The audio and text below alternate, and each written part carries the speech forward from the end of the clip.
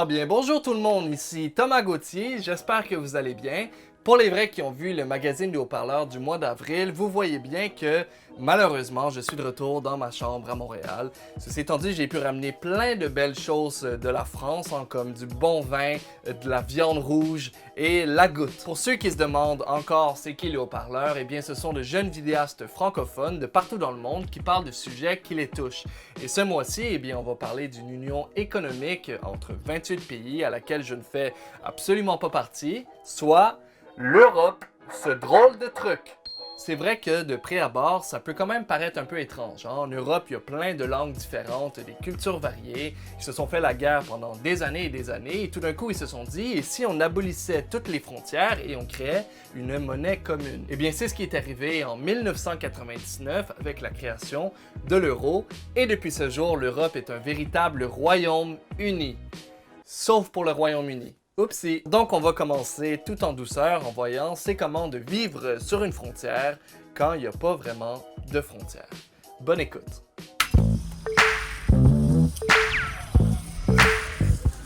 Salut! Ce que vous venez de voir, c'est la frontière franco-belge. Moi c'est Lynn et je suis en Belgique aujourd'hui et j'ai acheté des bières parce que c'est carrément une affaire.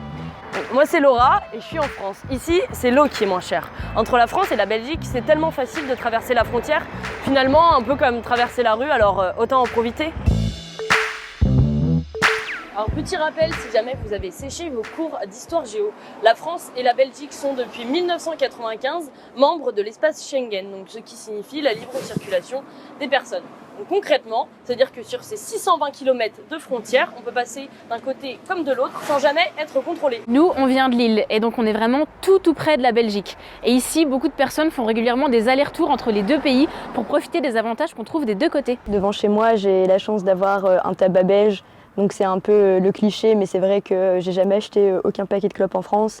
Et je suis un peu la marchande à l'école en mode « Anna, est-ce que tu peux aller m'acheter un paquet de clopes ?» On pense jamais Belgique comme un autre pays. Par exemple, ma voisine, qui est aussi ma meilleure pote, elle habite en Belgique. Et pourtant c'est ma voisine et on allait en cours ensemble. Même le panneau Belgique, il saute pas à nos yeux comme « Waouh, ça y est, j'ai changé de pays », pas du tout. Il y a juste ma voiture qui me dit de temps en temps « Bienvenue en France, bienvenue en Belgique ». Il y a aussi pour le travail, c'est que dès que j'ai eu 16 ans, j'ai pu travailler, faire de l'intérim en Belgique, en restauration ou de la manutention. En France, de toute façon, je devais attendre 18 ans. Et puis, il y a les petites galères marrantes du quotidien. Ma chambre est côté plus Belgique. Donc par exemple, des fois, je captais le réseau belge, mais je m'en rendais pas compte. Du coup, je voyais le hors forfait. Enfin, maintenant, ça va, on est européen, enfin, forfait européen. Mais avant, du coup, c'était le forfait qui pétait parce que j'avais été trop à droite dans mon lit et que je m'étais pas rendu compte du coup que j'avais été passée sur le réseau belge. Et côté mentalité, alors ça fait quoi de vivre sur cette frontière? Les Belges sont beaucoup plus ouverts, vraiment, c'est un truc de malade. Et on dit souvent du coup que les Français à la frontière, ils sont plus ouverts parce que ils ont tendance à aller plus en Belgique et du coup à s'ouvrir plus en fait. Alors un très grand merci à Lynn et Laura pour ce reportage. C'est vrai que pour quelqu'un qui habite au Canada comme moi, c'est un concept assez étrange de ne pas passer par des douanes quand on change de pays. Ceci étant dit, avec la grosseur de mon pays, je peux quand même m'arranger pour rouler assez longtemps en voiture sans même croiser de frontières. Donc ça va. Bon, après, ça veut pas dire qu'en Europe, c'est forcément l'harmonie entre les différents peuples. En Grèce, par exemple, les jeunes sont plutôt fâchés contre l'Union européenne. C'est Alexandro qui nous raconte ça depuis Athènes. Bonne écoute. Entre la Grèce et l'Europe, ça avait plutôt hyper bien commencé. Le petit pays de la Méditerranée a longtemps été une source d'inspiration, un modèle pour le reste du continent. Mais disons qu'aujourd'hui, entre la Grèce et l'Europe, c'est compliqué. Pour comprendre, j'ai rencontré Alexandra, elle a 25 ans et elle nous raconte comment sa génération se sent européenne ou pas. La Grèce est ce petit pays de 11 millions d'habitants. C'est surtout le pays qui a inventé la démocratie, les Jeux Olympiques, la philosophie, la feta. Et du coup, l'intégrer à l'Union européenne, c'était hyper important et symbolique. La Grèce fait donc partie de l'Union européenne depuis 1981 et de la zone euro depuis 2001. Sauf que culturellement, les Grecs sont beaucoup plus proches des Turcs ou des Égyptiens que des Danois ou des Lettons. Et la volonté d'européanisation du pays depuis quelques années, ça marche pas vraiment. Νιώθω Ευρωπαία επειδή έχω γεννηθεί στην Ελλάδα που ανήκει στην Ευρώπη.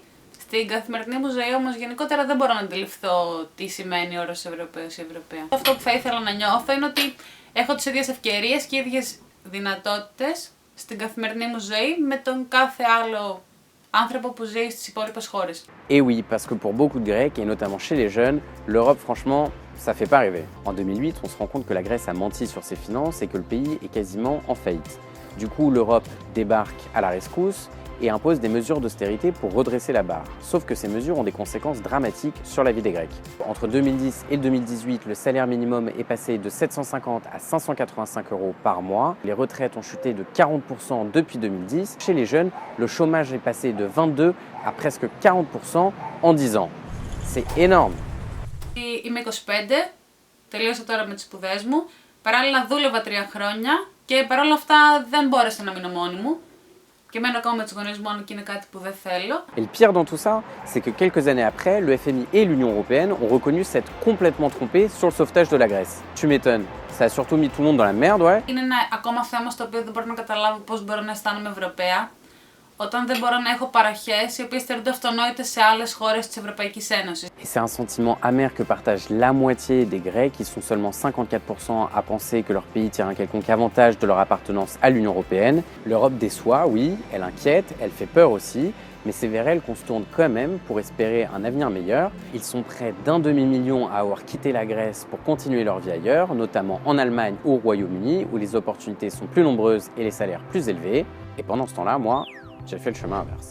Alors merci beaucoup Alexandro pour ce reportage, on te souhaite de passer un très bon séjour en Grèce en espérant que ça te fasse pas trop détester l'Union européenne. Et bon, il y a un autre sujet qui agace beaucoup de jeunes Européens. Et ce sujet, eh bien, c'est les lobbies. Bon, alors en fait, ce qu'il faut savoir, c'est que l'Union européenne a un parlement qui est commun. Il y a d'ailleurs des élections en mai pour élire les nouveaux députés des 28 pays. Alors déjà que c'est assez complexe pour un seul pays, ben, c'est facile de s'imaginer l'ampleur des débats quand vient le temps de voter des textes qui vont impacter plus de 512 millions d'habitants en Europe.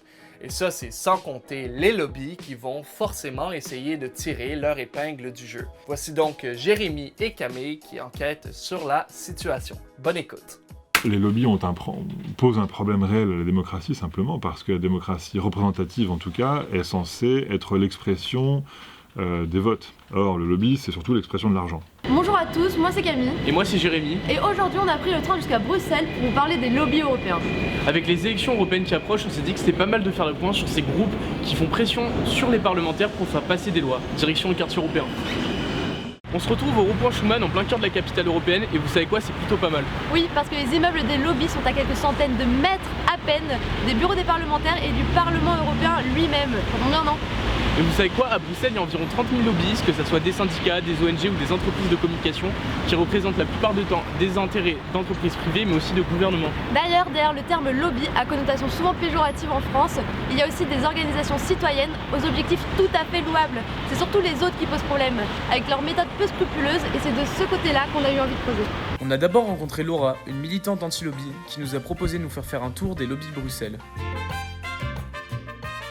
Il y a le lobby du tabac, et on s'attendrait à ce que ce soit une grosse pancarte Philippe Maurice juste à côté des centres de pouvoir, mais non, en fait, ça c'est l'organisation européenne de tous les producteurs de tabac. L'idée c'est de faire douter les politiques pour qu'ils n'agissent pas. Et ça a été ce que fait le tabac pendant de nombreuses années, à partir des années 50. C'est ce qu'a fait ExxonMobil sur le changement climatique, c'est ce que fait Monsanto sur les OGM, et c'est ce que font exactement les producteurs de pesticides aussi. C'est-à-dire financer de la recherche qui va donner des résultats contraires à d'autres recherches pour créer le doute. Pendant qu'on ait du doute, ni les journalistes ni les politiques ne sachent quoi penser et donc ils ne font rien.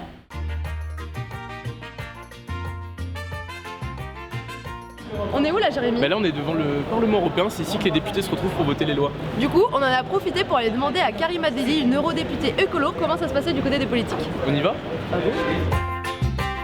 Je suis arrivée au Parlement européen et j'avais même pas encore déballé mes cartons pour m'installer dans mon bureau et j'ai reçu un questionnaire. Le questionnaire disait « Bonjour Madame Deli, bravo pour votre élection.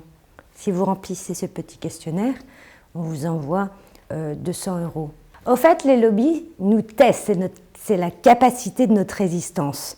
Et comme là c'était un laboratoire pharmaceutique, la première chose que j'ai faite, je l'ai rendu public. En 2012, le Parlement européen a mis en place un code de conduite pour les députés européens, mais il est peu respecté. Au cours des 5 dernières années, il y a eu au moins 24 violations des règles éthiques au Parlement européen et aucune n'a mené à des sanctions.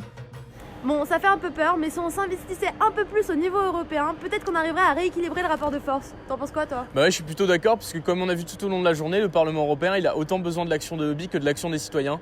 Donc ça vaut peut-être le coup de s'y intéresser un peu plus. Et vous, qu'est-ce que vous en pensez? Donnez-nous votre avis sur le site des haut-parleurs. Bon, on critique, mais franchement, abolir des frontières et unir des pays, c'est quand même plutôt stylé, hein? Surtout qu'il y a aussi plein d'histoires d'amour entre les Européens. Quand t'es français marié avec une Britannique ou française avec un petit ami d'Espagne, eh bien c'est vraiment là que l'ouverture de l'Union européenne prend tout son sens. On regarde une vidéo de Claire et Amina sur le sujet. Bonne écoute. Savez-vous qu'en 2015, il y a eu plus de 7000 mariages entre Français et Européens en France? Moi, c'est Amina. Et moi, c'est Claire. On s'est demandé comment c'était de vivre avec une Roumaine, une Allemande ou même un Français. Au-delà des clichés, j'imagine qu'il doit quand même y avoir quelques différences culturelles. J'avais tous les préjugés français débiles sur les Allemands, qui sont militaires, qui aiment les bergers allemands et... Enfin voilà, tous ces trucs qu'on a dans les films sur la guerre avec Papa Schulz et les General Klink. Moi par exemple, il y a des potes genre, qui te disaient ah elle a la tête de la bonne petite française. Ça, genre je me dis mais... Et en plus je t'avais demandé mais il entend quoi par ça? J'étais par exemple très surprise du jeu entre les genres, alors entre les hommes et les femmes. Par exemple, il y avait tout le temps des gens qui voulaient m'ouvrir la porte, prendre mon bagage, et j'ai trouvé ça très déroutant. La galanterie à la française. La galanterie à la française, ouais. Après les 2 années à Barcelone, quand je suis arrivée en France, la première chose à laquelle j'ai dû me réadapter, c'était le comportement général des gens, ou même la manière dont on se dit bonjour, ou les gens sont moins proches physiquement, on fait pas des câlins aux gens pour leur dire bonjour. Pour des Allemands, on est bien plus proche en tant que Français d'un Espagnol, d'un Italien, d'un Méditerranéen que d'un Hollandais. On est très latin quand on est en Allemagne. En tant que Français, on se rend compte à quel point on est latin. On traverse pas dans les clous. La règle, c'est quand ça nous arrange. En Allemagne, une règle, c'est une règle. C'est fait pour le bien commun. En France, une règle, c'est fait pour t'emmerder. Donc dès que tu peux, le simple fait de se dire qu'un vin allemand est bon, ça demande pour un Français tout un travail, c'est pas juste une blague. On est très autocentré quand même. On pense toujours, on voit toujours de notre nombril le reste du monde. Le simple fait d'être lié quand même de façon très proche avec quelqu'un qui vient d'une autre culture, d'un autre pays, on souffre quoi, tout simplement. Ça fait chaud au cœur. En parlant de couple, je suis célibataire, hein, donc s'il y a une fille d'Europe qui est partante, moi ça me ferait plus que plaisir de me joindre à la grande famille européenne.